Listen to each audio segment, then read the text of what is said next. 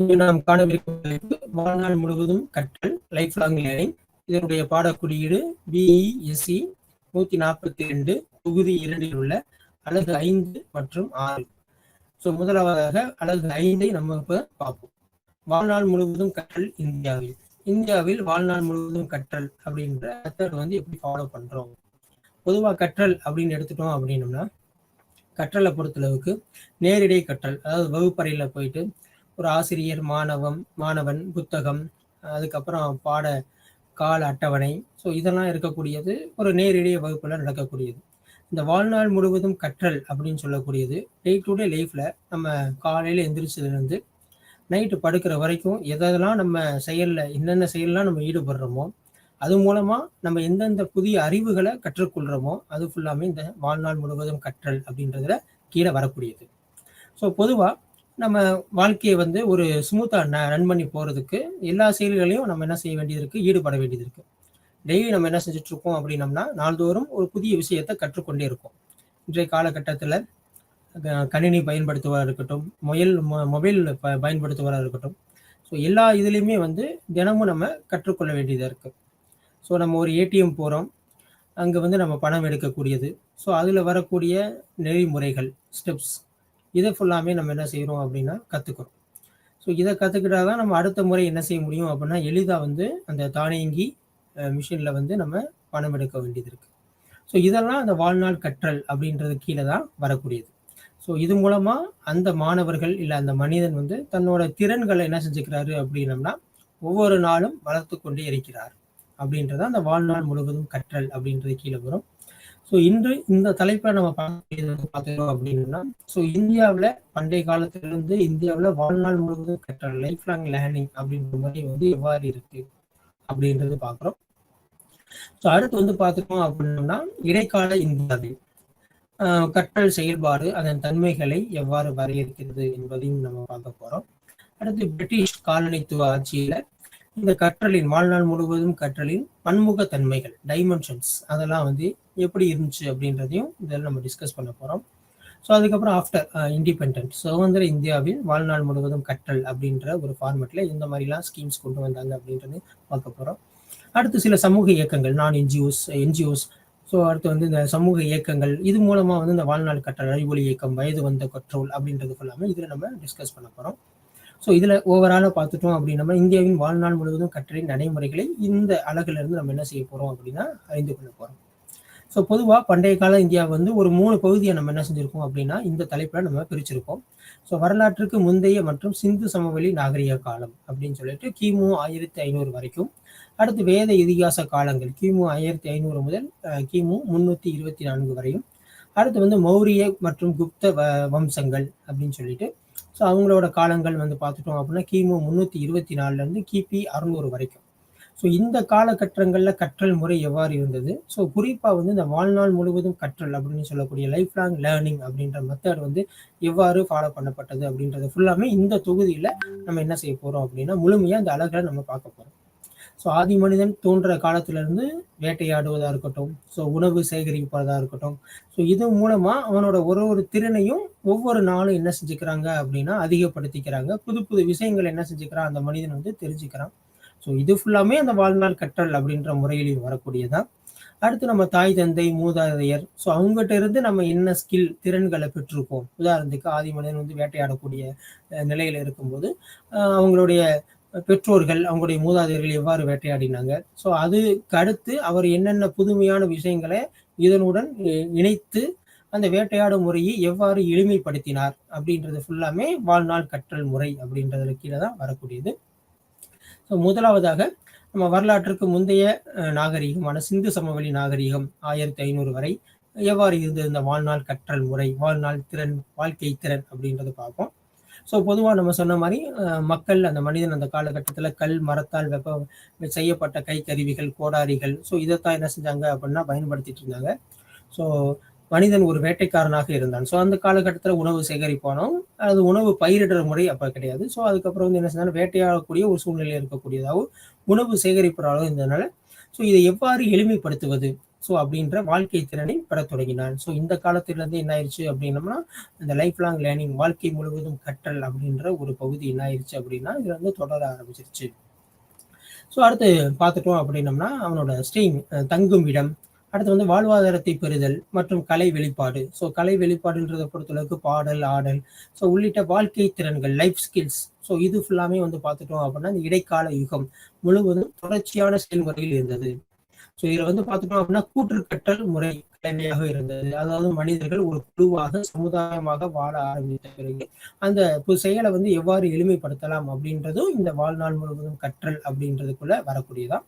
So மாறி வரும் சூழ்நிலைக்கு தகுந்த மாதிரி அந்த திறன்களை நம்ம ஒவ்வொரு நாளும் மெருகேட்டுட்டே இருக்கணும். ஸோ அடுத்து நம்ம பார்க்கக்கூடியது வந்து பார்த்துட்டோம் அப்படின்னா, சிந்து சமவெளிய நாகரிகம். ஸோ இதோட கால அளவு வந்து பார்த்துட்டோம்னா கிபு 2500 முதல் கிமு 1500 வரை. ஸோ இந்த காலகட்டத்தில் வந்து பார்த்துட்டோம்னா, கலாச்சாரம் மற்றும் தொழில்நுட்பம் வந்து என்ன ஆயிடுச்சு அப்படின்னா முன்னேற்றம் கண்டது. ஒரு முறையான கல்வி, ஒரு ஃபார்மல் எஜுகேஷன்ஸ் அப்படின்றது எந்த இடத்துலையும் இங்கே ஆவணப்படுத்தப்படலை. இருந்தாலும் அவங்களுடைய ஸ்கில்ஸ், திறனை வளர்ப்பதிலும் அறிவை பெறுவதிலும் கவனம் செலுத்தப்பட்டது.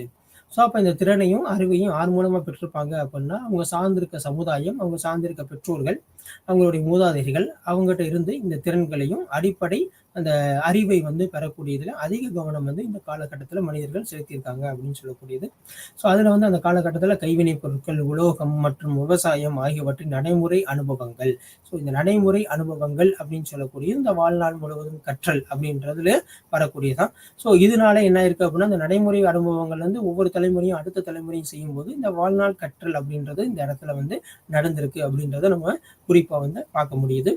ஸோ அடுத்து நம்ம பார்க்கக்கூடியது வந்து நாகரீகம் மற்றும் புதுமை. இதெல்லாம் வந்து பார்த்துட்டோம் அப்படின்னம்னா டேட்டோட இந்த கலாச்சாரத்துல வளர்ந்துக்கிட்டே இருக்கு.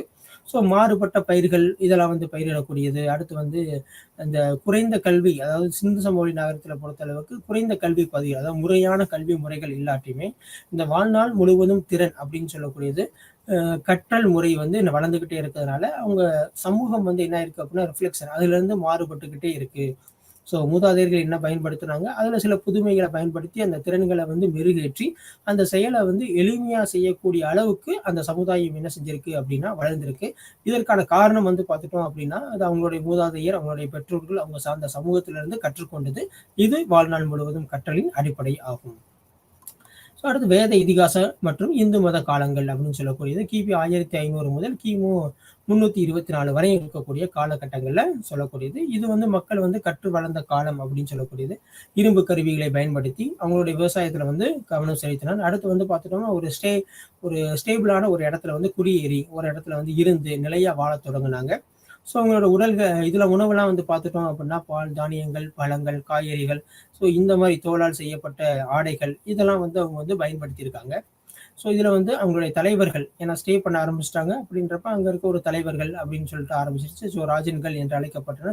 சமிதி என்று சமிதி என்ற இரு குழுக்கள் சபைகள் இருந்தன. இதுல ஏதாச்சும் ஒரு டிசிஷன் எடுக்கணும் அப்படின்னம்னா ஒன்றாக கூடி அங்க இருக்க முடிவுகள் எடுத்தாங்க.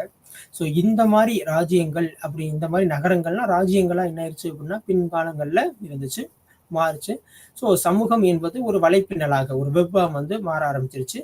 இது மூலமா அந்த சமூகத்துல இருந்து மற்ற மக்களும் திறன்களையும் அறிவுகளையும் பெற தொடங்கினர் அப்படின்றத இதுல நம்ம பார்க்கக்கூடியது.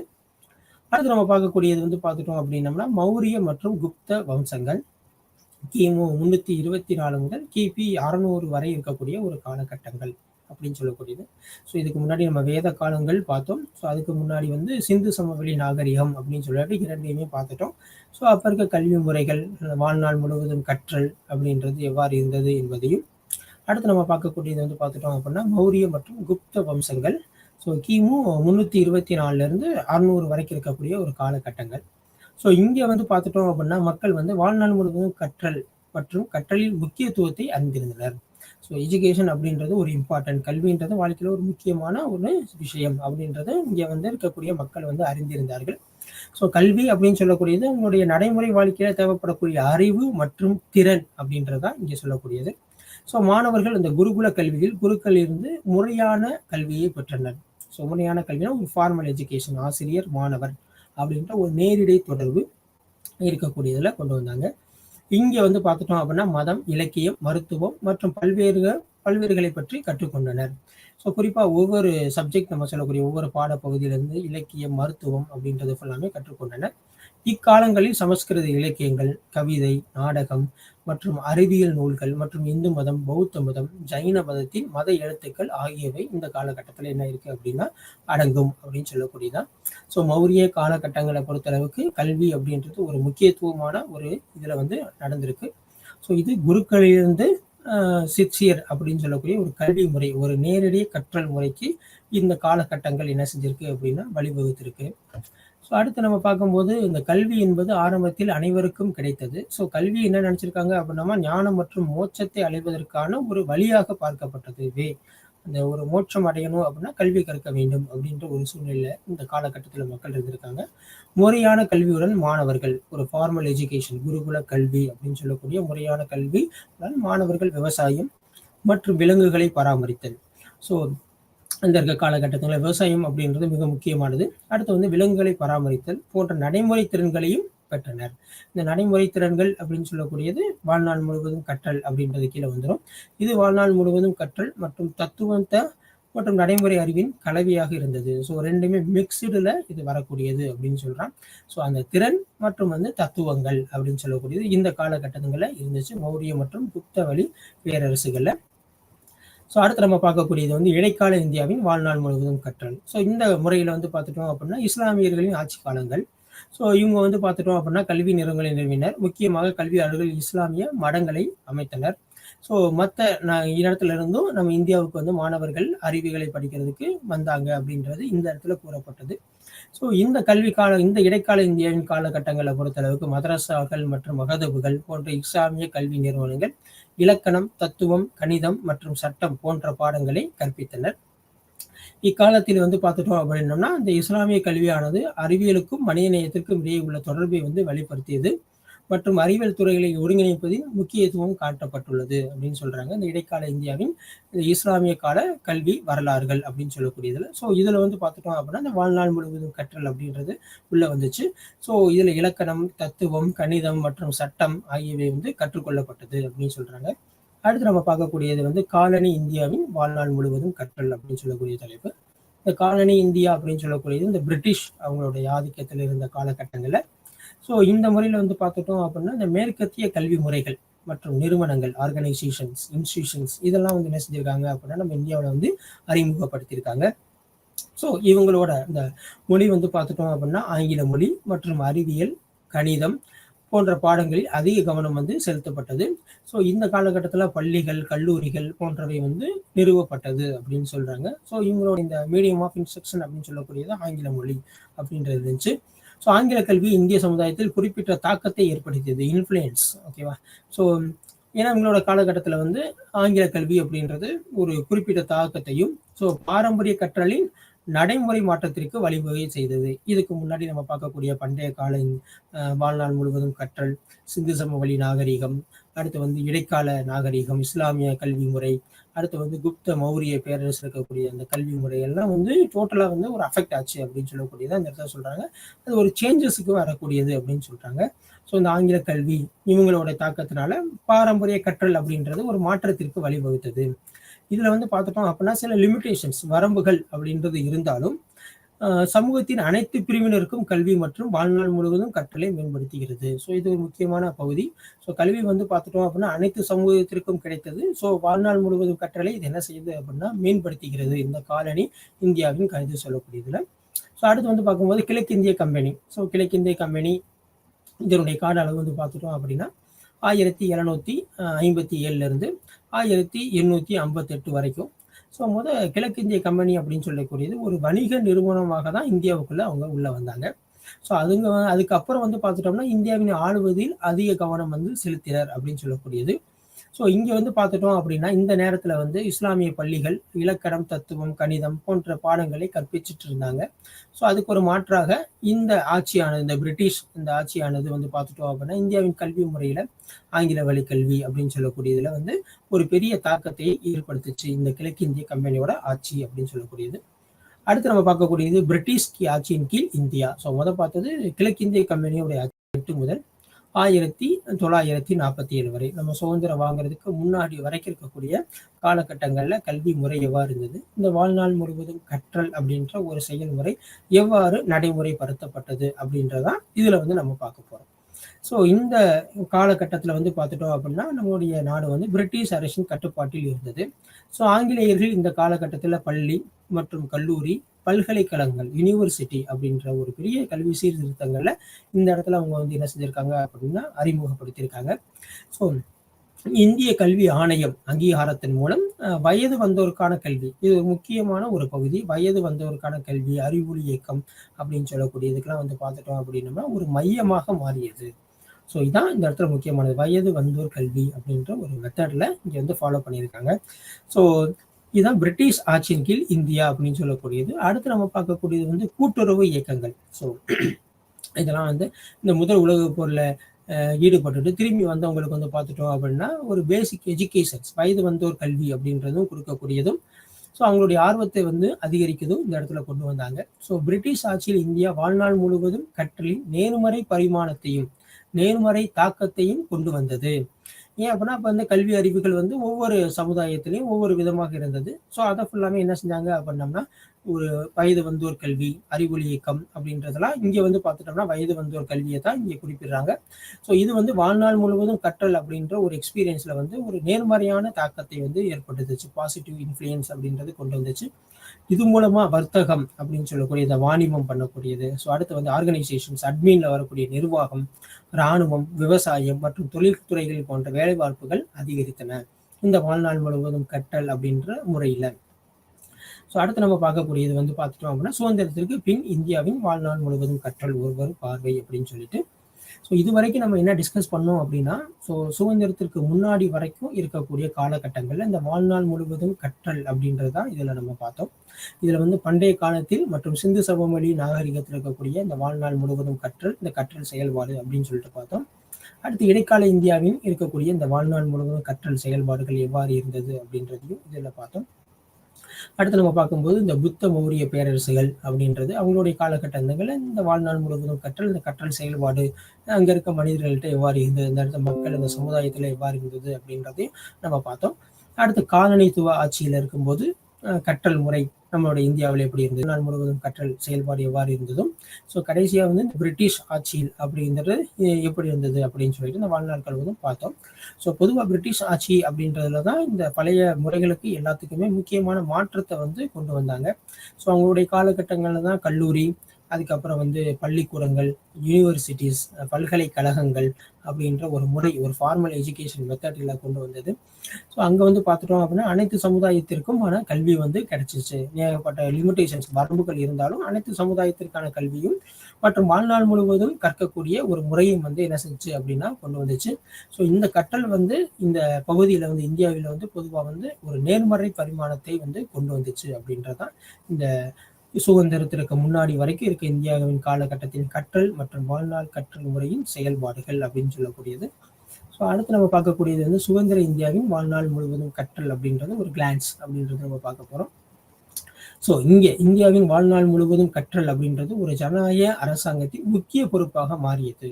ஸோ எஜுகேஷன் இப்போ வந்து பார்த்தோம் கம்பல்சரி எஜுகேஷன்ஸ் அப்படின்னு சொல்லிட்டு அனைவருக்குமான கல்வி, சர்வ சிக்ஷா அபியான் அப்படின்னு சொல்லிட்டு நிறைய ஸ்கீம்ஸ் கொண்டு வந்துட்டோம். ஸோ சுதந்திரத்துக்கு பின்னாடி வந்து பார்த்துட்டோம் அப்படின்னா அனைவருக்கும் கல்வி கொடுக்க வேண்டியது வந்து அரசாங்கத்தோட ஒரு கடமை அப்படின்றது இந்த இடத்துல வந்துருச்சு. ஸோ இங்கு வழங்கப்படும் கல்வியானது அன்றாட வாழ்க்கை மற்றும் பொருளாதார வளர்ச்சிக்கு, ஸோ கல்வி அப்படின்றது அறிவு மாத்திரம் இல்லாமல் ஸோ அடுத்து அவங்களுடைய வாழ்க்கையை வந்து ஒரு நேர்மறையாகவும் ஒரு சுமூத்தாக நடத்திட்டு போகிறதுக்கு இந்த பொருளாதார வளர்ச்சி அப்படின்றது மிக மிக முக்கியம். ஸோ இந்த பொருளாதார வளர்ச்சிக்கும் பொருத்தமானதாக இருக்க வேண்டும். ஸோ கல்வி நம்ம படிக்கிறோம், ஸோ அடுத்து நம்ம வேலைக்கு போகிறதுக்கு அது ஒரு அடிப்படையாகும். அடுத்து நம்முடைய வாழ்க்கை திறனை வந்து மேம்படுத்துவதற்கும், ஸோ நம்மளுடைய வாழ்க்கையை வந்து ஒரு சமமான நிலையில கொண்டு போறதுக்கும் இந்த கல்வி வந்து என்ன செய்யணும் அப்படின்னம்னா ஒரு உதவிகரமாக இருக்கணும் அப்படின்றதா இந்த இடத்துல கொண்டு வந்தாங்க. அனைத்து மட்டங்களையும் திறமையான மனித வளத்தை உறுதி செய்தல். இந்த இடத்துல நம்ம பார்க்கக்கூடியது வந்து அனைத்து மட்டங்கள் அப்படின்னு சொல்லக்கூடியது வெவ்வேறு நிலைகள்ல வெவ்வேறு வேலை சார்ந்த வெவ்வேறு பணிகள் சார்ந்த இடத்துல ஸோ அந்த மனிதர்கள் ஈடுபடக்கூடிய திறன்களை வந்து மேம்படுத்தக்கூடியதுல வரக்கூடியதுதான் அப்படின்றதா இங்க நம்ம பார்க்கக்கூடியது. ஸோ அனைத்து மட்டங்களையும் திறமையான மனித வளத்தை உறுதி செய்தல் அப்படின்னு சொல்லக்கூடியதான் இந்த வாழ்நாள் முழுவதும் கற்றல் அப்படின்ற செயல்பாடுல முக்கியத்துவம் பெறுது. ஸோ அடுத்து வந்து பார்த்துட்டோம் அப்படின்னா வாழ்க்கையுடன் இணைக்கப்பட்ட பயனுள்ள மற்றும் திட்டமிடப்பட்ட கல்வி திட்டம். ஸோ வாழ்க்கையோடு இணைக்கப்பட்ட டே டு டே லைஃப்பை சார்ந்து இருக்கக்கூடிய ஒரு கல்வி திட்டமும், அடுத்து வந்து பார்த்துட்டோம் அப்படின்னா இது ஒரு பயனுள்ள கல்வி திட்டமாகவும் இருக்கதா ஒரு விரும்பத்தக்க மாற்றங்கள் அப்படின்னு சொல்லக்கூடியது ஒரு ஒழுக்கம் சார்ந்து இப்போ இருக்க சமுதாயம் வந்து அடுத்த தலைமுறை வந்து எவ்வாறு இருக்க வேண்டும் அப்படின்ற அளவுக்கு நம்மளுடைய இந்த திட்டமிடுதல், இந்த பாடத்திட்டமாக இருக்கட்டும், அழகு திட்டமாக இருக்கட்டும், ஆண்டு திட்டமாக இருக்கட்டும், டோட்டல் கலை திட்டமே இந்த இடத்துல வரக்கூடியதான். ஸோ விரும்பத்தக்க மாற்றங்களை உறுதி செய்கிறது. சுதந்திர இந்தியாவின் முழுவதும் கற்றலின் முக்கியத்துவம் செயல்திறன் அங்கீகரித்து உலகளாக போக்குடன் இணைந்துள்ளது. ஒரு குளோபலைசேஷன் அப்படின்னு சொல்லக்கூடிய கான்செப்ட்ல இந்த லைஃப் லாங் எஜுகேஷன்ஸ் அடுத்து வந்து இந்த கற்றல் அப்படின்றது என்ன செஞ்சு அப்படின்னா ஒன்றி அமைந்துள்ளது. ஸோ இந்த உலகத்துல என்ன தேவைகள் இருக்கு, எந்த கல்விக்கு அதிக தேவைகள் இருக்கு, ஸோ எந்த திறனுக்கு அதிக தேவைகள் இருக்கு அப்படின்றத ஃபுல்லாத்தையுமே தெரிந்து நம்மளுடைய இந்தியாவை என்ன செஞ்சாங்க அப்படின்னா இந்த வாழ்நாள் முழுவதும் கற்றல் அப்படின்ற ஸ்கீம்லையும் ஸோ நேரடி கற்றலையும் கொண்டு வந்தாங்க. அடுத்து வந்து பார்க்கக்கூடியது மற்ற உறுப்பு நாடுகளின் பொதுவாக ஒருமித்த கருத்துக்களுடன், அதாவது ஒன்று சேர்ந்து ஒருமித்த கருத்துக்களுடன் நாட்டின் முன்னேற்றத்திற்கு வளர்ச்சிக்கும் இந்தியாவின் வாழ்நாள் முழுவதும் கற்றல் என்பது மிக அவசியமாகிறது. ஸோ இப்போ அடுத்த கண்ட்ரில எந்த மாதிரி வாண்டட் இருக்கு, ஸோ அதுக்கு தகுந்த மாதிரி நம்ம திறன்களை எவ்வாறு வளர்க்கக்கூடியது அப்படின்னு சொல்லிட்டு அந்த திறன்களை வந்து இந்த வாழ்நாள் முழுவதும் கற்றல் அப்படின்ற ஒரு பார்வையில வந்து நம்ம பார்த்துட்டு இருக்கோம். ஸோ அடுத்து வந்து பார்க்கும்போது இந்தியாவின் சமூக கல்வி இதோட கால இது வந்து பார்த்துட்டோம்னா 1949 61 வரைக்கும். ஸோ இதில் முதல் கல்வி அமைச்சராக இருந்த நம்ம இந்திய நாட்டின் முதல் கல்வி அமைச்சராக இருந்த மௌலானா அபுல் கலாம் ஆசாத் அப்படின்ற வந்து உருவாக்கப்பட்ட ஒரு கருத்தாகும். இது வந்து பார்த்துட்டோம் அப்படின்னா கல்வி அறிவு மற்றும் உலக அறிவு அப்படின்னு சொல்லக்கூடியது. ஓகே, ஸோ நாலேஜ் அடுத்து வந்து வேர்ல்டு வைடாக இருக்கக்கூடிய நாலேஜ், உலக அறிவு உட்பட்ட முழுமையான மனிதனுக்கு கல்வி அறிவை வழங்குவதே இதன் நோக்கமாகும். இதோட முழுமையான நோக்கம் வந்து பார்த்துட்டோம் அப்படின்னம்னா கல்வி அறிவும் முக்கியம், அதோட சேர்ந்து உலக அறிவும் அப்படின்றது இங்க முக்கியம் அப்படின்னு சொல்றதா இங்க சொல்றாங்க. அடுத்து நம்ம பார்க்கக்கூடியது கிராம். இவரோடது வந்து கால அளவு வந்து பார்த்துட்டோம் அப்படின்னா 1959 69 வரைக்கும்.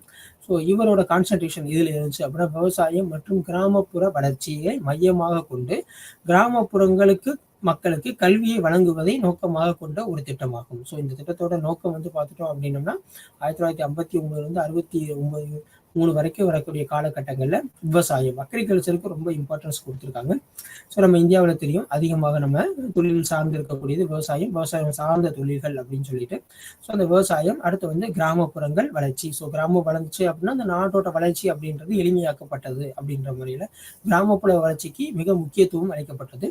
ஸோ அந்த கிராமப்புற வளர்ச்சி அப்படின்றது அது தொழில் சார்ந்த வளர்ச்சியா இருக்கலாம், கல்வி சார்ந்த வளர்ச்சியா இருக்கலாம். இங்கே நம்ம பார்க்கக்கூடியது கல்வி சார்ந்த வளர்ச்சி. இந்த தொழில் சார்ந்த வளர்ச்சிக்கு அடிப்படை வந்து கல்வி சார்ந்த வளர்ச்சி அப்படின்னு சொல்லக்கூடியது. இந்த கல்வி சார்ந்த வளர்ச்சிக்கு பார்த்துட்டோம் அப்படின்னா அனைவருக்குமான ஒரு கல்வியை வழங்கக்கூடியது, வயது வந்தோர் கல்வி. அடுத்து வந்து நம்ம பார்க்கக்கூடியது வந்து பார்த்துட்டோம் அப்படின்னம்னா இந்த தொழில் சார்ந்த திறன்கள் இதெல்லாம் கொடுக்கக்கூடியது வந்து பார்த்துட்டோம்னா ஸோ முக்கியமான ஒரு பெரிய நோக்கமாக ஒரு அப்ஜெக்டிவ்ஸ் அப்படின்னு சொல்லக்கூடியதுல இருந்துச்சு அப்படின்னு சொல்லக்கூடியதான் இந்த காலகட்டங்கள். அடுத்து நம்ம பார்க்கக்கூடியது வந்து பார்த்தோம்னா மிக முக்கியமானது வயது வந்தோருக்கான கல்வி. ஸோ இந்த காலகட்டத்தில் இந்த எழுத்தறிவு வீதம் அப்படின்றது மிக கம்மியாக இருந்தது. ஸோ இந்த எழுத்தறிவிற்கான தேசிய திட்டங்கள் மற்றும் பணிகள் 1978 ஆண்டு முதல் பெண்கள், சிறுபான்மையினர் மற்றும் பின்தங்கிய குழுக்களுக்கு மையமாக கொண்டு பெரியவர்களுக்கு கல்வி வழங்குவது இதன் முக்கிய நோக்கமாகும். இந்த வயது வந்தோர் கல்வி அப்படின்றது 1928 ஆண்டு முதல் தொடங்கப்பட்டது. இதனோட முக்கியமான நோக்கங்கள் அப்படின்னு எடுத்துட்டோம் அப்படின்னம்னா முக்கியமாக பெரியவர்களுக்கு, அது குறிப்பாக பெண்கள், சிறுபான்மையினர் மற்றும் பின்தங்கிய குழுக்களுக்கு கல்வியை வழங்குவதே இதன் முக்கியமான நோக்கம். ஸோ இந்த வயது வந்தோர் கல்வி அப்படின்னு சொல்லக்கூடியதும் இந்த வாழ்நாள் முழுவதும் கல்வி அப்படின்ற ஒரு பகுதியில் வரக்கூடியதான். அடுத்து அரசு துறைகள் மற்றும் வாழ்நாள் முழுவதும் கற்றல் ஆகியவை இந்த கற்றலின் முக்கியத்துவத்தை அங்கீகரித்து அதனை மேம்படுத்த பல்வேறு திட்டங்களும் முயற்சிகளும் இந்த அரசு வந்து என்ன செஞ்சு அப்படின்னா இந்த காலகட்டங்களில் அறிமுகப்படுத்தியது.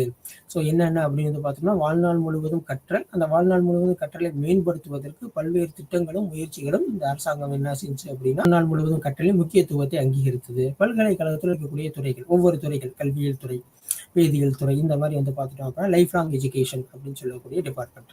ஸோ பல்கலைக்கழக துறைகள் வாழ்நாள் முழுவதும் கற்றலின் முக்கியத்துவத்தை அங்கீகரித்து அதை மேம்படுத்தவும் பல்வேறு படிப்புகளை மற்றும் திட்டங்களை இதனுடன் என்ன செஞ்சாங்க அப்படின்னா அறிமுகப்படுத்தினார்கள். ஸோ இந்தியாவில் வாழ்நாள் முழுவதும் கற்றல் அப்படின்றது இந்த தற்போதைய சூழ்நிலையில வந்து பார்த்துட்டோம்னா ஒரு நேர்மறையான தாக்கத்தை ஏற்படுத்தி உள்ளது. ஸோ ஒரு பாசிட்டிவ் இம்பேக்ட் அப்படின்றதான் இந்த இடத்துல கொண்டு வந்திருக்காங்க. ஏன் நம்ம வந்து பார்த்துட்டோம் அப்படின்னா இப்போ நம்ம ஒரு தொழில் சார்ந்த ஒரு வேலையில் இருக்கோம், இல்லை நம்ம ஆசிரியர் சார்ந்த ஒரு வேலையில் இருக்கோம் அப்படின்னம்னா ஸோ இதில் ஃபுல்லாமே இந்த வாழ்நாள் கற்றல் அப்படின்றது ரொம்ப ரொம்ப முக்கியம். ஸோ குறிப்பாக எப்படி நம்மளுடைய கைபேசியில் பயன்படுத்தக்கூடிய ஒரு செயலியே வந்து அடிக்கடி வந்து அப்டேட் அப்படின்ற ஒரு ஆப்ஷன்ஸ் கேட்குற மாதிரி, ஸோ நம்மளும் நம்மளுடைய திறன்களையும் நம்மளுடைய அறிவையும் என்ன செய்யணும் அப்படின்னு அப்டேட் பண்ணுறதுக்கு இந்த வாழ்நாள் முழுவதும் கற்றல் அப்படின்றது மிக மிக முக்கியமானது. ஸோ இதுக்கான பல்வேறு திட்டங்களை வந்து அறிமுகப்படுத்தினாங்க. ஸோ இது எல்லாமே நேர்மறையான தாக்கங்களை உருவாக்கியது. ஸோ ஆன்லைன் படிப்புகள் மற்றும் தொழிற்சார்ந்த பயிற்சி திட்டங்கள் உட்பட்ட பல்வேறு முயற்சிகள் அதனை மேம்படுத்துவதற்கான நோக்கமான திட்டங்கள் ஆகும். ஸோ இதில் இந்த சுதந்திர இந்தியாவில் வந்து பார்த்துட்டோம்னா இந்த வாழ்நாள் முழுவதும் கற்றல் அப்படின்னு சொல்லக்கூடிய இந்த ஆன்லைன் எஜுகேஷன்ஸ். ஸோ ஆன்லைன் எஜுகேஷனில் பொதுவாக வந்து பார்த்துட்டோம் அப்படின்னா ஸ்வயம்.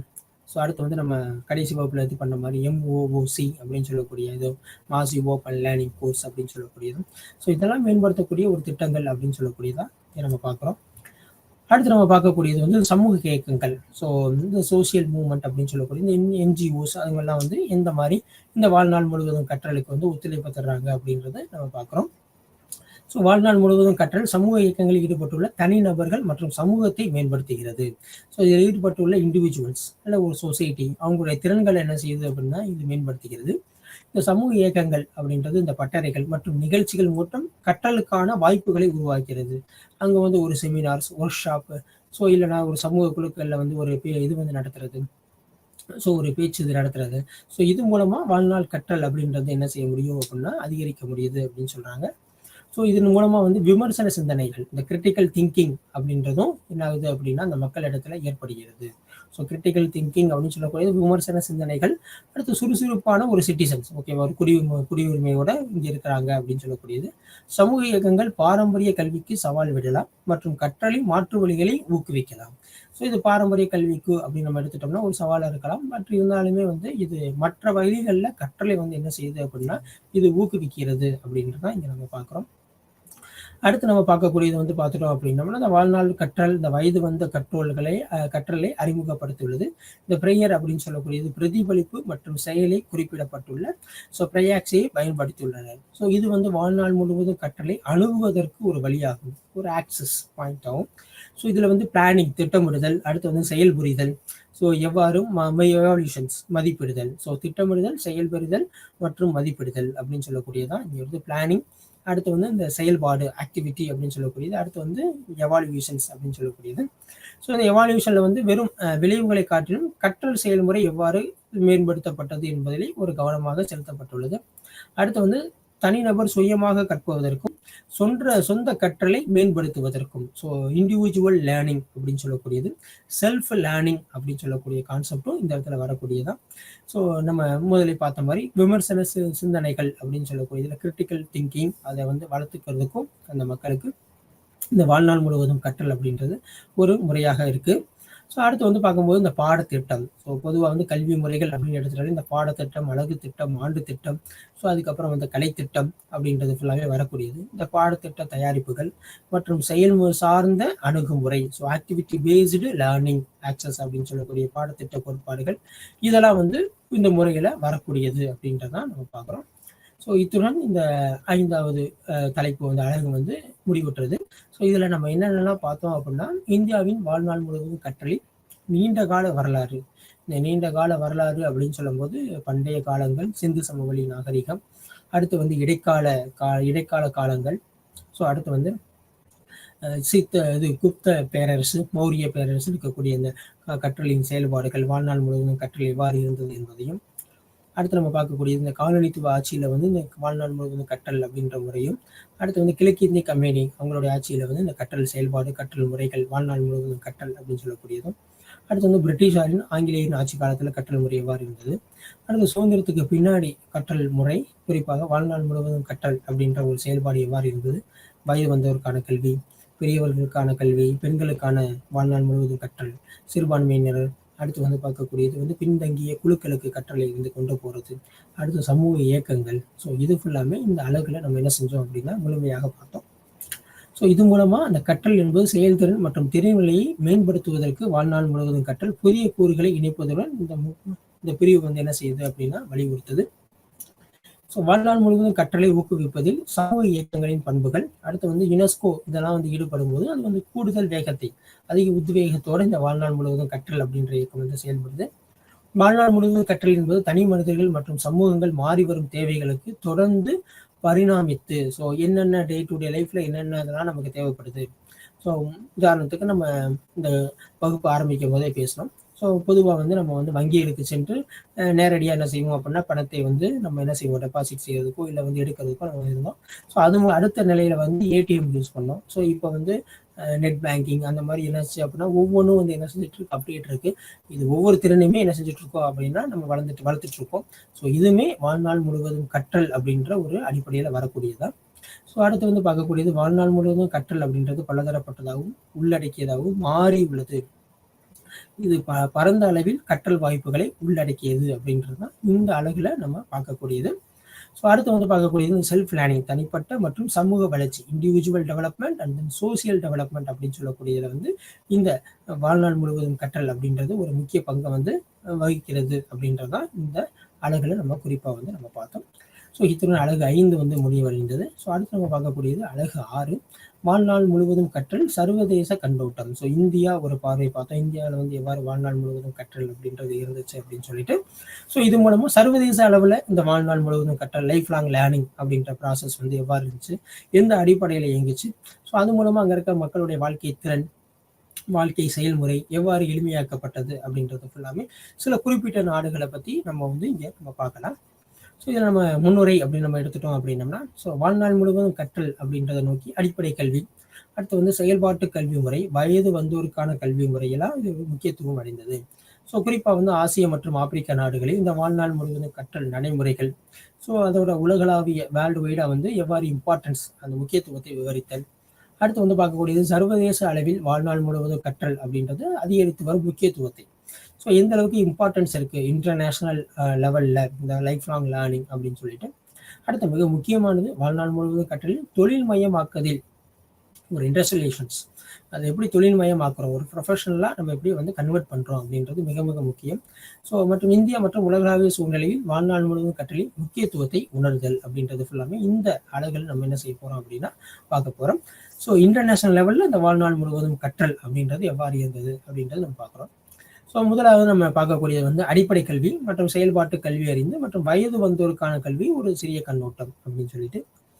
அடிப்படை கல்வி கற்றோருக்கான வாசிப்பு, அதில் பார்த்துட்டோம் அப்படின்னா அடிப்படை கல்வியை பொறுத்தளவுக்கு ஃபர்ஸ்ட் வாசிக்கிறது, எழுத்து கூட்டி வாசிக்கிறது, அடுத்து எழுதுதல் மற்றும் எண் கணிதம் உட்பட்ட அடிப்படை அறிவு மற்றும் திறன்களை வழங்குவதை இந்த அடிப்படை கல்வியின் முக்கிய நோக்கமாகும். படித்தல், வாசித்தல் மற்றும் எழுதுதல் அப்படின்னு சொல்லிட்டு.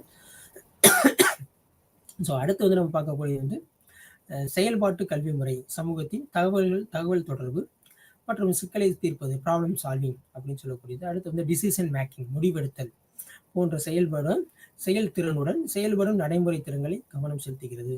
இந்த முதல் பகுதியிலே மிக முக்கியமானது அடிப்படை கல்வினா என்ன, ஒரு கற்பவருக்கு, ஒரு லேர்னர், ஒரு மாணவனுக்கு வாசிக்கிறது, அடுத்து எழுதுதல், எண் கணிதம். இதெல்லாம் ஒரு அடிப்படை திறன் அப்படின்னு சொல்லக்கூடியது. ஏன்னா நம்ம வாழ்க்கையை நம்ம நடத்தக்கூடியதற்கு இதெல்லாம் மிக மிக முக்கியம். அடுத்து இந்த கல்வி அறிவு, செயல்பாட்டு கல்வி அறிவு அப்படின்னு சொல்லக்கூடியதுல என்ன ஆகுது அப்படின்னா தகவல் தொடர்பு, கம்யூனிகேஷன்ஸ், ப்ராப்ளம் சால்விங், சிக்கலை தீர்ப்பது மற்றும் முடிவெடுத்தல், டிசிஷன் மேக்கிங் போன்ற திறன்களையும் இந்த அடிப்படை கல்வி அப்படின்றது என்னது செயல்பாட்டு கல்வி முறை வளர்க்கிறது. அடுத்து எழுத்தறிவிற்கான தீவிர அணுகுமுறை மற்றும் வயது வந்தோருக்கான கல்வி. இதில் சில கல்வியாளர்கள் பார்த்துட்டோம் அப்படின்னா பாலை அப்படின்ற தீவிர எழுத்தறிவு இயக்கம் அப்படின்றதுல ஒரு முன்னணி நபராக இவர் இருந்தார்.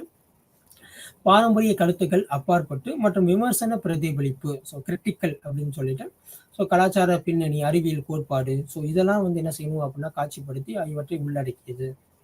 இந்த கல்விக்கான தீவிர அணுகுமுறை இந்த ஒரு குறிக்கோள் பார்த்துட்டோம் அப்படின்னா கற்பவர்களுக்கு அதிகாரம் அளிப்பது, அடுத்து விமர்சன சிந்தனையை உருவாக்குவது, கிரிட்டிக்கல் திங்கிங் உருவாக்குவது, அதை ஃபுல்லாமே மோட்டிவேஷன்ஸ் ஊக்குவித்தல் மற்றும் சமூக மாற்றத்தை மேம்படுத்துவது, சோசியல் சேஞ்ச் அப்படின்றது மிக மிக முக்கியம்.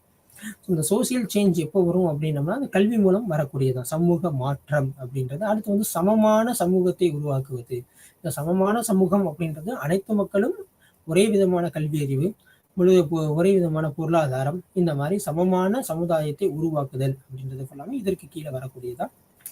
இந்த வயது வந்ததற்கான கல்வியை பார்த்துட்டோம் அப்படின்னா காந்திஜி, தாகூர், இவங்கெல்லாம் இதுக்கான கோட்பாடுகளை எவ்வாறு வரையறுத்திருக்காங்க அப்படின்றத அதில் பார்க்க போறோம். ஃபர்ஸ்ட் நம்ம பார்க்கக்கூடியது வந்து வயது வந்தோருக்கான கல்வி. ஸோ தீவிர அணுகுமுறை, விமர்சன பிரதிபலிப்பு மற்றும் கற்றலை உள்ளடக்கியது அப்படின்னு சொல்றாங்க. இதை தான் காந்திஜியும் தாகூரும் வயது வந்தோருக்கான கல்வி முறை, கல்விக்கான தீவிர அணுகுமுறை ஆதரவாளராக இருந்தனர். ஸோ அதுக்கு சப்போர்ட் பண்ணக்கூடியது. வயது வந்தோருக்கான கல்வி அனைவருக்கும் கொடுக்க வேண்டும் அப்படின்றதுல.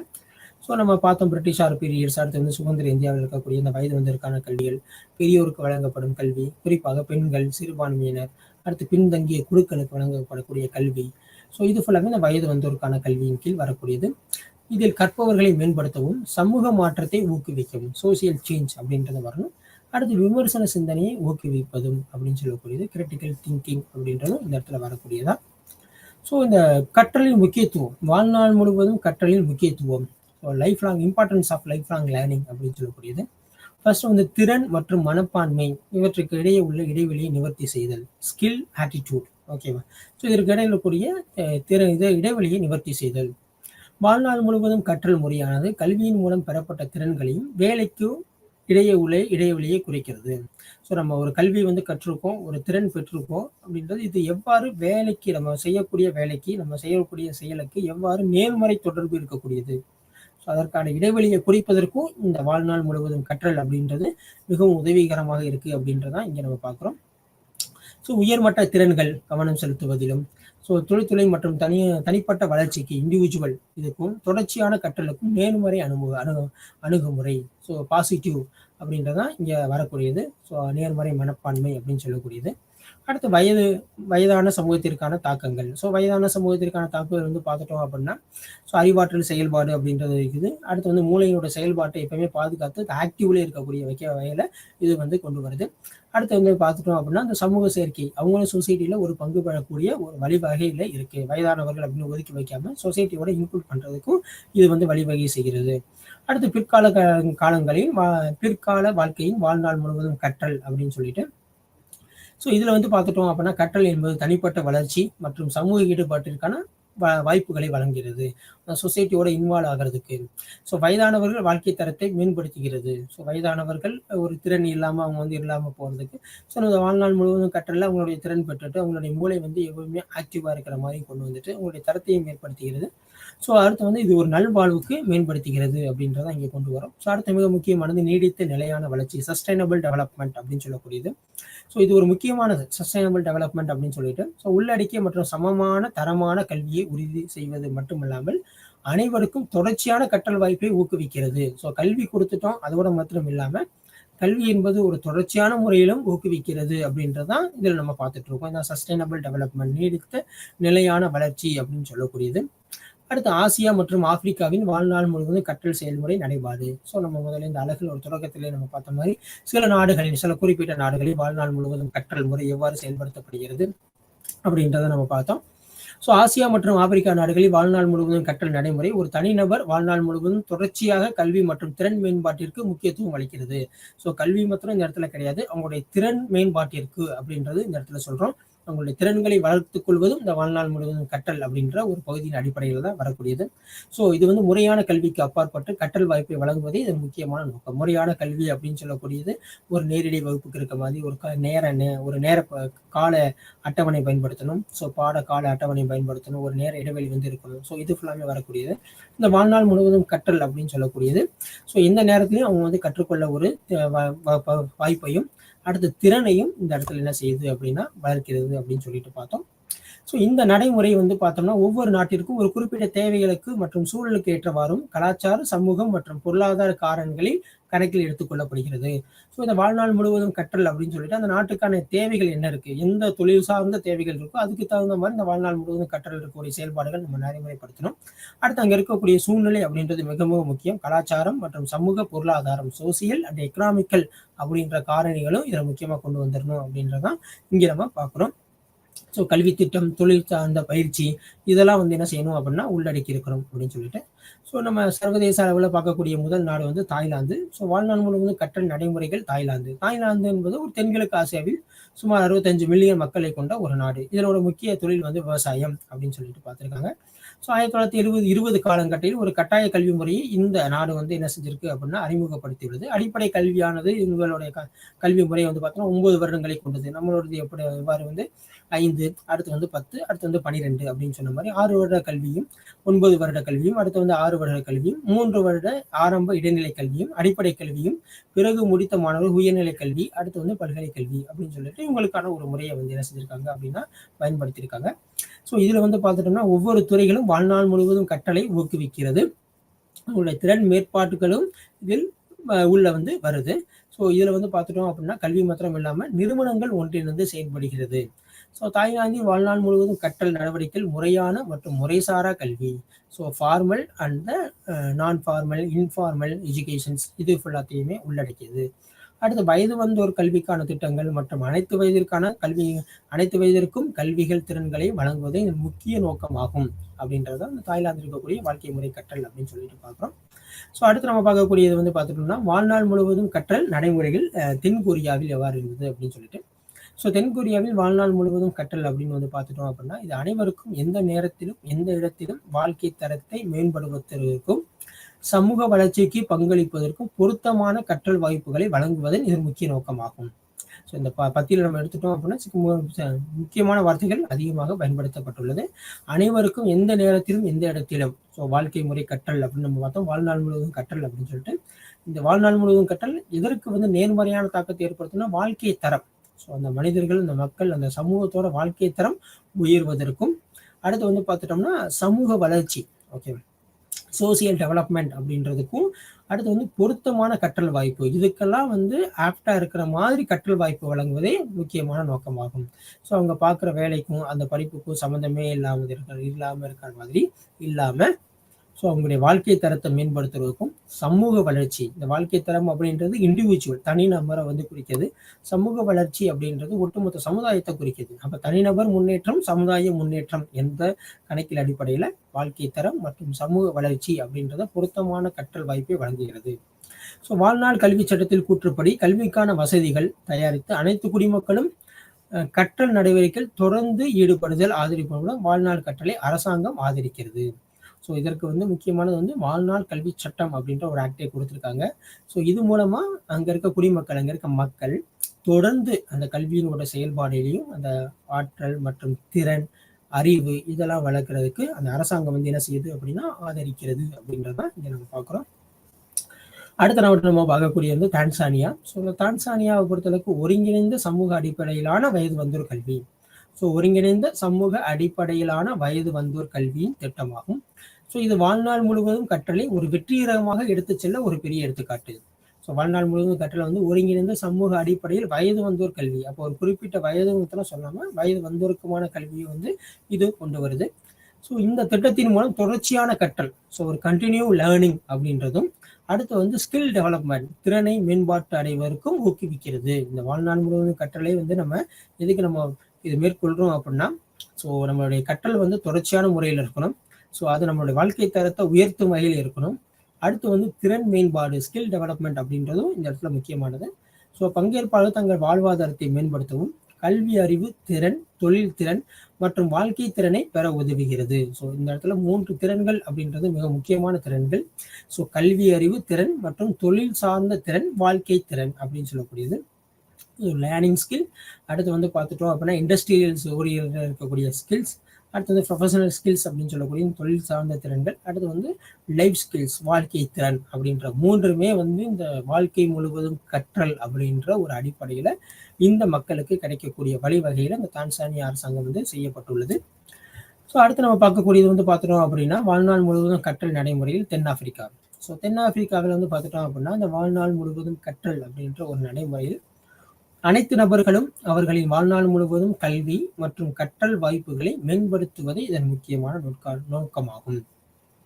ஸோ இந்த நாட்டை பொறுத்தளவுக்கு வாழ்நாள் முழுவதும் கற்றல் அப்படின்னு சொல்லக்கூடியது அனைத்து தனிநபர்களும், ஸோ இண்டிவிஜுவல்ஸ், எல்லா இண்டிவிஜுவல்ஸ், அப்போ சொசைட்டி அப்படின்றதும் இந்த இடத்துல நேர்ச்சி அப்படின்னா உள்ளார்ந்து வரக்கூடியது. ஸோ அவர்களின் வாழ்நாள் முழுவதும் கல்வி, மற்றும் கற்றல் வாய்ப்புகளை மேம்படுத்துவதற்கு இது ஒரு முக்கிய நோக்கமாக கொண்டுள்ளது. ஸோ நாட்டின் 3 அடுக்கு கல்வி முறை இங்க என்ன செஞ்சிருக்காங்க அப்படின்னா பயன்படுத்தியிருக்காங்க. ஸோ இங்க வந்து நடைமுறைப்படுத்தியிருக்காங்க. நாட்டின் 3 அடுக்கு கல்வி முறை.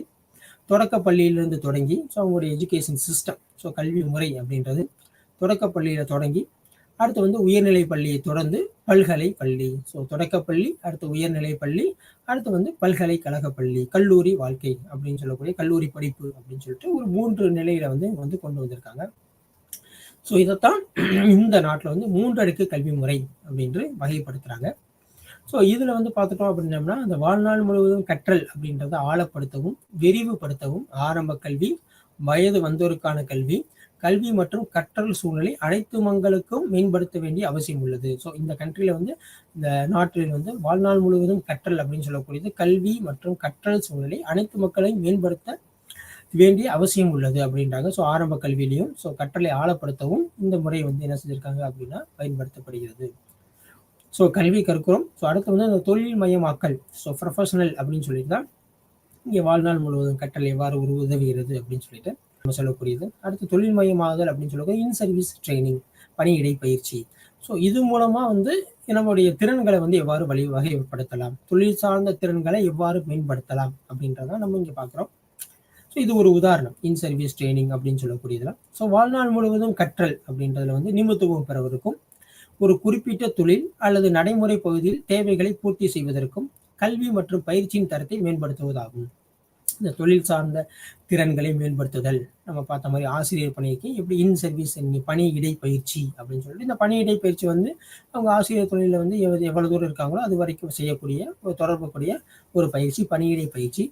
இந்த பணியிடை பயிற்சியில் என்னென்ன சொன்னால் தொழில் சார்ந்த திறன்கள், ஆசிரியர் சார்ந்த திறன்கள், கற்பிக்கும் திறன்கள், இதெல்லாம் வந்து எவ்வாறு மேம்படுத்துவது, புதுமையான விஷயங்கள் எவ்வாறு வந்திருக்கு அதை எவ்வாறு பயன்படுத்துவது, குறிப்பாக நம்ம கல்வியில் வந்து மொபைல் லேர்னிங், ஸோ இதெல்லாம் கணினியை பயன்படுத்துதல். ஸோ இந்த திறன்கள்லாம் நம்ம என்ன செய்யணும் அப்படின்னா ஆசிரியர்கள் வந்து அப்பப்போ அதை வந்து அப்டேட் பண்ணிக்கிட்டே இருக்கணும் அப்படின்றது ஃபுல்லாமே இதன் அடிப்படையின் கீழ் வரக்கூடியதான். ஸோ வாழ்நாள் முழுவதும் கற்றல். ஸோ அடுத்து வந்து தொழில் அல்லது நடைமுறை பகுதியில் தேவைகளை பூர்த்தி செய்வதற்கு கல்வி மற்றும் பயிற்சியின் தரத்தை மேம்படுத்துவதற்கு முக்கியமாக தகவல் தொடர்பை மேம்படுத்துவது, கம்யூனிகேஷன்ஸ் இப்போ இருக்கிறது வந்து ஃபுல் அண்ட் ஃபுல் அதே தான். அடுத்து தரப்படுத்தப்பட்ட தொழில்முறை பதில்களை ஊக்குவித்தல். அடுத்து மிக முக்கியமானது வந்து அறிவு மற்றும் திறன். ஸோ அவங்களுக்கான ரோல், பாத்திரம், ஸோ எந்த ரோல், டீச்சர், மேனேஜர் அப்படின்ற மாதிரி ரோல். ஸோ பணிகள் மற்றும் திறன்களை தகுதி மற்றும் தனிப்பட்ட தொழில்முறையின் அடையாளம் இதெல்லாம் வந்து உள்ளடக்கியது. இந்த தொழில் மயமாக்குதல் அப்படின்னு சொல்லக்கூடியது வந்து அறிவு மற்றும் திறன், தொழில் சார்ந்த திறன்களை எவ்வாறு வந்து மேம்படுத்துவது, எவ்வாறு வாழ்நாள் முழுவதும் அதை வந்து அப்டேட் பண்ணிக்கிட்டே இருக்கிறது அப்படின்றது ஃபுல்லாமே இதில் பார்க்கக்கூடியதான். ஸோ இப்போ இருக்க இந்திய சூழ்நிலையில் வாழ்நாள் முழுவதும் கற்றல் அப்படின்றது ஒரு பார்வை. ஸோ இந்தியாவில் வாழ்நாள் முழுவதும் கற்றல் என்பது சமூக பொருளாதார காரணிகளில் முக்கியத்துவம் பெற்றுள்ளது. ஸோ சமூக பொருளாதாரம், social economical status, social economical. So இதில் ஒரு பெரிய இம்பார்ட்டன்ஸ் இதில் வந்து மற்றும் வயது வந்தோருக்கான கல்வி. ஸோ நம்ம முன்னாடியே பார்த்தோம் காந்திஜி, தாகூர் இதெல்லாம் வந்து ரெஃபர் பண்ணியிருந்தாங்க. வயது வந்தோருக்கான கல்வி. ஸோ இந்த வயது வந்தோருக்கான கல்விகளையும் கொடுக்கறதுக்கும் அடுத்து இந்திய பொருளாதாரத்தின் வளர்ச்சி, தொழில்நுட்ப முன்னேற்றம், ஸோ உலகமயமாக்குது, குளோபலைசேஷன், ஸோ வேலை திறன்களை மாற்றங்களை வழிவகுத்துள்ளன. ஸோ இதெல்லாம் வந்து நம்ம எவ்வாறு இப்போ எந்த தொழிலுக்கு வந்து அதிகமான வாண்டட் இருக்குது, ஸோ அதுக்கு தகுந்த மாதிரி நம்ம எப்படி நம்ம டெவலப் பண்ணணும் அப்படின்றது ஃபுல்லாமே பல்கலைக்கழக அமைப்பு தொழிலாளருக்கு பொருத்தமான திறன்களை குறிப்பிட்ட பங்கு வகிக்கிறது. ஸோ நம்மளுடைய பல்கலைக்கழகம் இப்போ புதுசாக வந்து பார்த்துட்டோம் அப்படின்னா புதுமையான பாடங்கள். ஸோ பொதுவாக வந்து இப்போ இருக்க காலகட்டங்களில் அந்த ஆர்டிஃபிஷியல் இன்டெலிஜென்ஸ் அப்படின்னு சொல்லக்கூடிய செயற்கை நுண்ணறிவு அப்படின்றது ஃபுல்லாமே இந்த இடத்துல வரக்கூடியது புதுமையான படிப்புகள். இங்கே இருக்கக்கூடிய தொழில் சார்ந்த தேவைகள், எந்த மாதிரி தொழில் சார்ந்த தேவைகள் இருக்குது அதற்கு தகுந்த மாதிரி கல்வி அமைப்பு அப்படின்னு சொல்லப்பட்டுட்டு இப்போ வந்து பார்த்துட்டோம்னா இந்த செயற்கை நுண்ணறிவு அப்படின்றது அதிகமாக வந்து இருக்குது.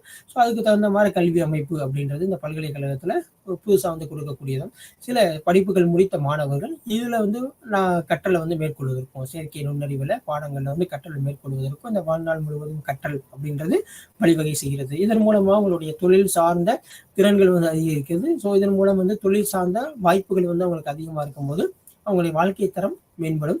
ஸோ தனிநபர் வாழ்க்கை தரம் மேம்படும் போது ஒட்டுமொத்த சமுதாயம் வந்து வாழ்க்கை தரத்தையும் வந்து பொருளாதாரத்திலையும் மேம்படும். ஸோ சமுதாயம் மேம்பட்டுச்சு அப்படின்னா அந்த நாடும் வந்து என்ன செய்யும் அப்படின்னா மேம்படும் அப்படின்றதான் இங்கே நம்ம கொண்டு வரோம். ஸோ அடுத்து நம்ம பார்க்கக்கூடியது வந்து வளர்ந்த நாடுகளின் சூழ்நிலையின் வாழ்நாள் முழுவதும் கற்றல். ஸோ வளர்ந்த நாடுகள் நம்ம எடுத்துட்டோம் அப்படின்னா America, Canada, England, Germany, France, Italy, Denmark, Sweden, Norway, Russia, China, Japan, தென்கொரியா போன்ற வளர்ந்த நாடுகளின் குறிப்பிட்ட தேவைகள் மற்றும் தேவைகளுக்கு ஏற்ப வாழ்நாள் முழுவதும் கற்றலை வடிவமைத்துள்ளன. அந்த வாழ்நாள் முழுவதும் கற்றல் அப்படின்றது எந்த தேவைகளுக்கு இப்ப என்ன வாண்டட் இருக்கு, இப்ப என்ன தேவைகள், தொழில் சார்ந்த தேவைகள் என்ன இருக்கு, அதுக்கு தகுந்த மாதிரி நம்மளுடைய கற்றல் அப்படின்றது இங்க கொண்டு வராங்க. நம்ம வந்து இணையவழி கற்றல் அப்படின்னு சொல்லி பார்த்திருக்கோம். அடுத்து வந்து அஞ்சல் வழி கற்றல், தொலைதூர கற்றல் அப்படின்றது இந்த வாழ்நாள் கற்றல் அப்படின்ற முறையில வரக்கூடியதான். இப்ப நம்ம போன சிலையில் நம்ம டிஸ்கஸ் பண்ணி செயற்கை நுண்ணறிவு அப்படின்னு சொல்லிட்டு பார்த்தோம். இந்த தொழில் சார்ந்ததுல வந்து அதிகமான வாய்ப்புகள் இருக்கு அப்படின்னு நம்ம எடுத்துட்டோம் அப்படின்னா இந்த வாழ்நாள் முழுவதும் கற்றல் அப்படின்றது அந்த செயற்கை நுண்ணறிவு சார்ந்த பாடங்களை இங்க வந்து நம்ம உள்ள கொண்டு வரது அப்படின்றத இங்க கொண்டு வராங்க. இது மூலமா தேக்க நிலை அப்படின்றது ஒரு படிப்பை படிச்சுட்டு அதே இடத்துல தேங்கி இல்லாம புதுமையான படிப்புகள், புதிய படிப்புகள், செயற்கை நுண்ணறிவு இதெல்லாம் வந்து படிக்கும் போது அவங்களுக்கான வேலை வாய்ப்பு அப்படின்றது என்ன ஆகுது அப்படின்னா அதிகரிக்குது. இது மூலமா வந்து இந்த தேக்க நிலை வந்து குறைகிறது. வயதான மக்களின் போன்ற சவால்களை எதிர்கொள்கிறது. இது திறமையான தொழிலாளர்களை பற்றாக்குறைக்கு என்ன செய்யுது அப்படின்னம்னா வழிவகைகளை குறைக்கிறது. இது வாழ்நாள் கட்டளை ஒரு பெரிய சிக்கலை தீர்ப்பதற்கு இது வந்து உதவுகிறது அப்படின்னு சொல்லி பார்க்குறாங்க. அடுத்து வந்து பார்க்கும்போது வளர்ந்த நாடுகளின் வாழ்நாள் முழுவதும் கற்றல் சமூக பொறுப்புகள் மற்றும் சமூக ஒற்றுமையை பேணுவதில் பங்களிக்கிறது. வெறும் தொழில் சார்ந்த திறன் அப்படின்றத மாத்திரம் நம்ம இங்க பார்க்காம சமூகம் சார்ந்த திறன் அப்படின்றது மாத்திரம் இல்லாம சமூக பொறுப்பு, சமூக ஒற்றுமை அப்படின்றதும் இந்த இடத்துல வருது. ஓகேவா? இதெல்லாம் வந்து பேணுவதற்கும் இந்த வாழ்நாள் முழுவதும் கற்றல் அப்படின்றது ஒரு முக்கியமான ஒரு பாத்திரமா இந்த இடத்துல இருக்கு. இது வேலையில்லாத நபர்களை உற்பத்தி செய்யும் நடவடிக்கையில் ஈடுபடுத்த உதவுகிறது. இந்த இடத்துல வேலை இல்லாம எத்தனை பேர் இருக்காங்களோ அவங்க புதுசா ஒரு படிப்புகள் படித்து அவங்க வந்து என்ன செய்யறாங்க அப்படின்னா மற்ற தொழில் சார்ந்த இதுக்கும் போறதுக்கும் சமூக பொறுப்புகளுக்கும் சமூக ஒற்றுமை இருப்பதற்கும் நம்ம வந்து கொண்டு வராங்க. அடுத்து வந்து அவங்களுடைய உளவியலாக சந்தையின் பங்கேற்கிறது. உலகளாவில வேர்ல்டு வைடா என்ன ஜாப் வந்து இருக்கு, என்ன மார்க்கெட் இருக்கு, அதுல வந்து இவங்க பார்ட்டிசிபேஷன் பண்றதுக்கும் இந்த வாழ்நாள் முழுவதும் கற்றல் அப்படின்றது உதவி செய்கிறது அப்படின்றதான் இதில் நம்ம பார்க்குறோம். அடுத்து இந்த பாடம் வந்து இந்த அழகு இதோட முடிவடைந்தது. இதோட தொகுப்புரை வந்து பார்த்துட்டோம் அப்படின்னா இந்த வாழ்நாள் முழுவதும் கற்றல் அப்படின்றது கற்றலை நோக்கி நகர்வதற்கு அடிப்படை கல்வி, செயல்பாட்டு கல்வி அறிவு மற்றும் வயது வந்தோருக்கான கல்வி ஆகியவற்றை முக்கியத்துவத்தை இப்பிரிவு முன்னிலைப்படுத்துகிறது. வாழ்நாள் முழுவதும் கற்றல் அப்படின்னு நம்ம எடுத்துட்டோம் அப்படின்னோம்னா முதலாவது நம்ம பார்த்தது இந்த அடிப்படை கல்வி அப்படின்னு நம்ம பார்த்தோம். இந்த அடிப்படை கல்வியில வந்து மாணவர்களுக்கு இல்ல கற்பவர்களுக்கு வந்து பார்த்தோம்னா வாசிக்கும் திறன், எழுதும் திறன், எண்கணித திறன், இது மூன்றுமே மிக மிக அடிப்படையான ஒன்று. நம்முடைய வாழ்க்கையை வந்து சமமாக நடத்துவதற்கு வாசிப்பு திறனும் எழுதும் திறனும் மொழித்திறனும் அடுத்து வந்து எழுதும் திறனும் அடுத்து வந்து எண்கணித திறனும் அப்படின்றது ரொம்ப ரொம்ப முக்கியம். இதன் அடிப்படையில் இருக்கக்கூடிய இந்த அடிப்படை கல்வி வந்து கொடுக்குது. அடுத்து செயல்பாட்டு கல்வி அறிவு அப்படின்னு சொல்லக்கூடியது வந்து பார்த்துட்டோம் அப்படின்னா அவங்களுடைய பாடத்திட்டத்துல ஈடுபடக்கூடியதும் அடுத்து வந்து திறன் சார்ந்த மதிப்புகள்லையும் ஈடுபடக்கூடியதை கொண்டு வருது. அடுத்து இந்த வயது வந்தவருக்கான கல்வி அப்படின்னு நம்ம பார்த்தோம். இந்த வயது வந்தவருக்கான கல்வி அப்படின்றது மிக மிக முக்கியம். இந்த வயது வந்தவருக்கான கல்வியில வந்து அனைவருமே ஈடுபடக்கூடியதும் வருது. அனைவருமே வயது வந்த அனைவருமே ஈடுபடக்கூடியது. இதுல எவ்வித பாரபட்சம் என்று வேறுபாடுமின்றி பெண்கள் மற்றும் பின்தங்கிய வகுப்பினர், சிறுபான்மையினர், அடுத்து நம்ம பார்க்கக்கூடியது பின்தங்கிய குழுக்கள் அப்படின்றதும் இந்த வயது வந்த கற்றோர்கள் மூலமா அந்த வாழ்நாள் முழுவதும் கற்றல் அப்படின்ற ஒரு பகுதியில வந்து முன்னிலைப்படுத்துது அப்படின்றதான் இதில் நம்ம பார்க்குறோம். அடுத்த சில நாடுகள் நம்ம பார்த்தோம். தேர்ந்தெடுக்கப்பட்ட ஆசிய மற்றும் ஆப்பிரிக்கா நாடுகளில் தாய்லாந்து அப்படின்னு நம்ம டிஸ்கஸ் பண்ணுவோம், தென்னாப்பிரிக்கா, தான்சானியா. இந்த நாட்டு முறைகள்ல இந்த வாழ்நாள் முழுவதும் கற்றல் அப்படின்ற செயல்பாடு வந்து எவ்வாறு இருந்தது, இந்த வாழ்நாள் முழுவதும் கற்றல் அங்க இருக்கக்கூடிய நாட்டோட முன்னேற்றத்தையும் அங்க இருக்க சமூக அமைப்போட முன்னேற்றத்தையும் எவ்வாறு வந்து உரிமைப்படுத்துது அப்படின்றதையும் நம்ம இதுல நம்ம பார்த்தோம். தேர்ந்தெடுக்கப்பட்ட ஆசிய மற்றும் ஆப்பிரிக்க நாடுகளில் தான்சானியா, தாய்லாந்து, இந்த மாதிரி நாடுகள் வாழ்நாள் முழுவதும் கற்றல் நடைமுறைகள் மற்றும் உலகளாவிய சூழ்நிலை நிலைப்பாடுகள் குறித்து இது விவாதிக்கிறது. இது ஃபுல்லாமே நம்ம டிஸ்கஸ் பண்ணோம். ஒவ்வொரு நாட்டிலையும் இந்த வாழ்நாள் முழுவதும் கற்றல் அப்படின்ற செயல்பாடு வந்து எவ்வாறு குறிப்பிட்டாங்க அப்படின்றது ஃபுல்லாமே நம்ம பார்த்தோம். அடுத்து சர்வதேச அளவில் வாழ்நாள் முழுவதும் கற்றல் இந்தியா மற்றும் உலகளாவிய சூழ்நிலைகளில் வாழ்நாள் முழுவதும் கற்றலில் தொழில் மயமாக்குதல் அப்படின்றது மிக மிக முக்கியம். இந்த தொழில் மயமாக்குதல் அப்படின்றது எப்படி நம்ம ஆசிரியரை பொறுத்தளவுக்கு அந்த இன் சர்வீஸ் ட்ரைனிங் அப்படின்னு சொல்லிட்டு பார்த்தோம், பணி இடை பயிற்சி அப்படின்னு சொல்லிட்டு. இது மூலமா அந்த ஆசிரியர் வந்து தொழில் சார்ந்த திறன்களை மேம்படுத்துவதற்கும் அடுத்து நம்ம பார்க்கக்கூடியது இப்போ வந்து ஆசிரியர் முதல்ல வந்து பார்க்கும்போது இந்த கற்றல் கற்பித்தல் அப்படின்ற ஒரு செயல்பாடு வந்து பார்த்துட்டோம் அப்படின்னம்னா ஒரு நேரிடை வகுப்பு சூழ்நிலை ஃபார்மல் எஜுகேஷன் அப்படின்ற ஒரு ஸ்கீம்ல தான் இருந்துச்சு. இதில் வந்து ஆசிரியர்கள், மாணவர்கள், புத்தகம், கரும்பலகை இது மாத்திரம் தான் பயன்படுத்திட்டு இருந்தோம். ஸோ இப்போ இருக்க காலகட்டங்களில் பொறுத்தளவுக்கு வந்து இந்த கற்றல் கற்பித்தல் செயல்பாடு அப்படின்னு சொல்லக்கூடியது வந்து அடுத்த ஒரு மாறுபாடு அடைந்துள்ளது. ஸோ இதில் வந்து அங்கே இருக்கக்கூடிய தொழில்நுட்பத்தை பயன்படுத்தக்கூடிய அளவுக்கு அங்கே இருக்க ஆசிரியர்களுக்கு திறனை வளர்த்தல். ஸோ இது தொழில் சார்ந்த திறன்கள் அப்படின்ற அடிப்படையில் வரக்கூடியதான். இந்த தொழில் சார்ந்த திறன்கள், தொழில்நுட்ப திறன்கள் இதனை வளர்ப்பதற்கு இந்த வாழ்க்கை முழுவதும் கற்றல் அப்படின்ற ஒரு அடிப்படை மிக மிக முக்கியமானது.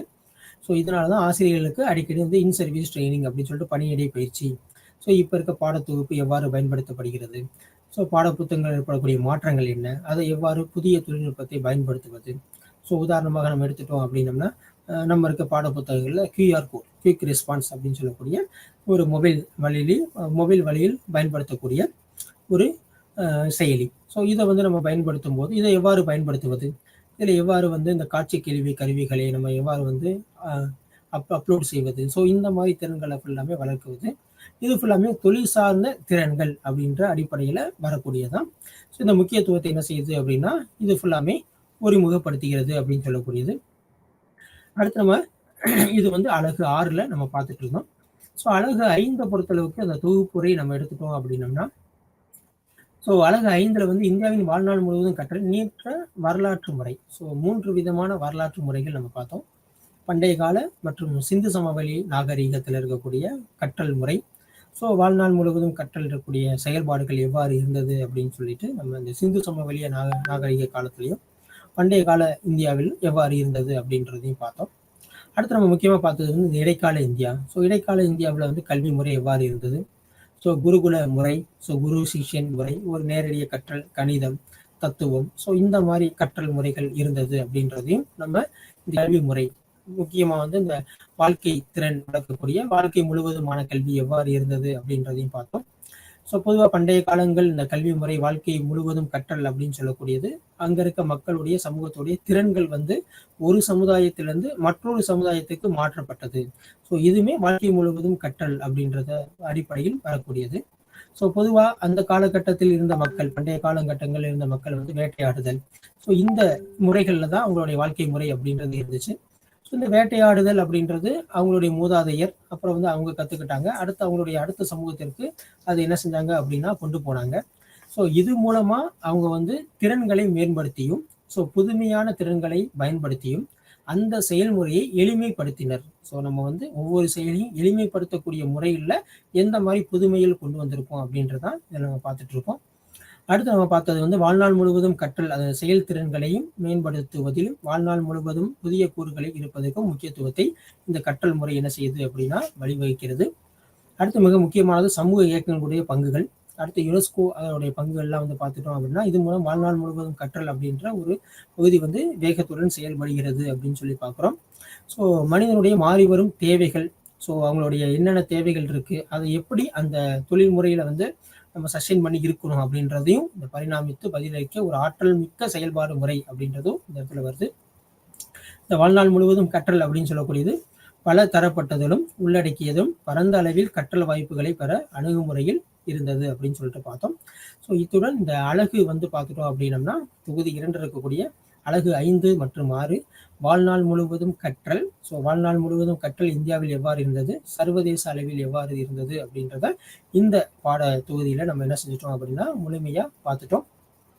ஸோ இந்த கற்றல் முறை அப்படின்றது ஸோ வாழ்நாள் முழுவதும் கற்றல் அப்படின்னு சொல்லி எடுத்துட்டோம் அப்படின்னா இது மக்களின் செயல்திறனை மேம்படுத்துவதற்கும் செயலை எளிமைப்படுத்துவதற்கும் புதுமைகளை கற்றுக்கொள்வதற்கும் இந்த வாழ்நாள் முழுவதும் கற்றல் அப்படின்ற செயல்பாடு என்ன செய்யுது அப்படின்னா வழிவகுக்கிறது அப்படின்றது நம்ம இதில் பார்த்தோம். ஸோ இத்துடன் இந்த பாடம் 5 மற்றும் 6 அழகு 5 மற்றும் 6 நம்ம எடுத்துக்கிட்டோம் அப்படின்னம்னா முடிவடைந்துச்சு. ஸோ இது வந்து எந்த தலைப்பின் கீழ் வருது அப்படின்னா வாழ்நாள் முழுவதும் கற்றல் அப்படின்ற ஒரு தலைப்பின் கீழே அழகு 5 மற்றும் 6 ஸோ வாழ்நாள் முழுவதும் கற்றல் இந்தியாவில் எவ்வாறு இருந்தது, சர்வதேச அளவில் எவ்வாறு இருந்தது என்பதை நம்ம பார்த்தோம். மிக்க நன்றி.